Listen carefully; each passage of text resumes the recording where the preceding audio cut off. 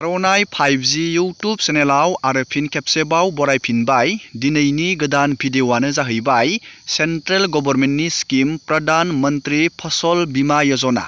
नोंथाङा बे प्रधान मन्त्रि फसल बीमा यजनायाव एप्लाइ खालामनानै नोंथाङा बे स्किमनिफ्राय माबायदि बेनिफिट मोननो हागोन, जोङो बेनि डिटेल्सखौ सावरायगोन। लोगोसे जाय बिथांमोना रुफटप सलाराव एप्लाइ खालामदों, आङो बेनि अलरेडि मोनसे भिडिअ बानायबाय।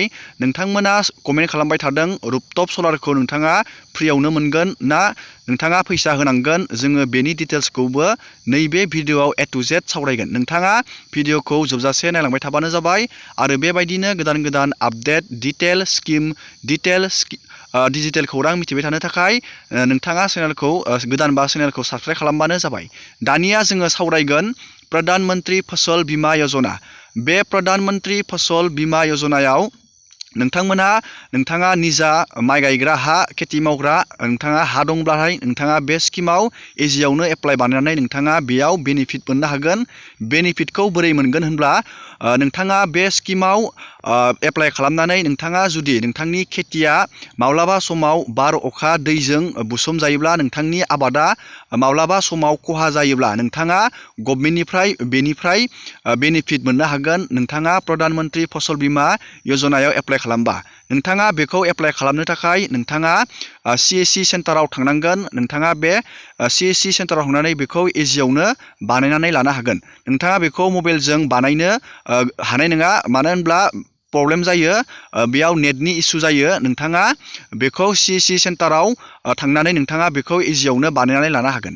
दानिया जोङो सावरायगोन रुफटप सलाराव जाय बिथांमोना एप्लाइ बानायदोंमोन, नोंथांमोना सोंबाय थादोंमोन नोंथांमोना रुफटप सलारखौ ओरैनो मोनगोन ना गभर्नमेन्टनो फैसा होनांगोन। जोङो बेनि डिटेल्सखौ सावरायनोसै।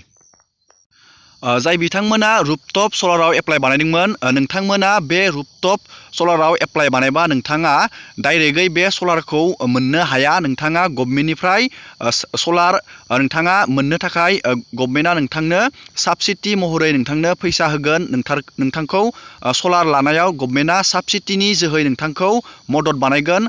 नोंथाङा खम बेसेनावनो बे सलारखौ लानो हागोन। नोंथाङा बेखौ एप्लाइ खालामनो थाखाय नेसनेल पर्टेल फर रुफटप सलार, आङो बेनि अलरेडि भिडिअ बानायदों। नोंथांमोना बे भिडिअखौ नायनानै बानायनो हागोन। नोंथाङा बेयाव इलेक्ट्रिसिटि बिलखौ होनानै नोंथाङा इजियावनो एप्लाइ बानायनानै लानो हागोन। आङो बेखौ क्लियार खोथाखाबाय। नोंथांमोना बेयाव फ्रियावनो सलारखौ मोननाय नङा। नोंथांमोना गभर्नमेन्टनिफ्राय इसे नोंथाङा साबसिडि मोनगोन। नोंथाङा खम फैसा होनानै नोंथाङा बे सलारखौ इनस्टल खालामनानै लानांगोन। दिनैनि भिडिअखौ बेखिनियावनो फोजोबबाय। नोंथांमोना भिडिअखौ मोजां मोनोबा लाइक खालामबानो जाबाय आरो बेबायदिनो गोदान गोदान आपडेट मिथिनो थाखाय चेनेलाव गोदानबा चेनेलखौ साबस्क्राइब खालामबानो जाबाय। एसेनोसै दिनैनि भिडिअआ।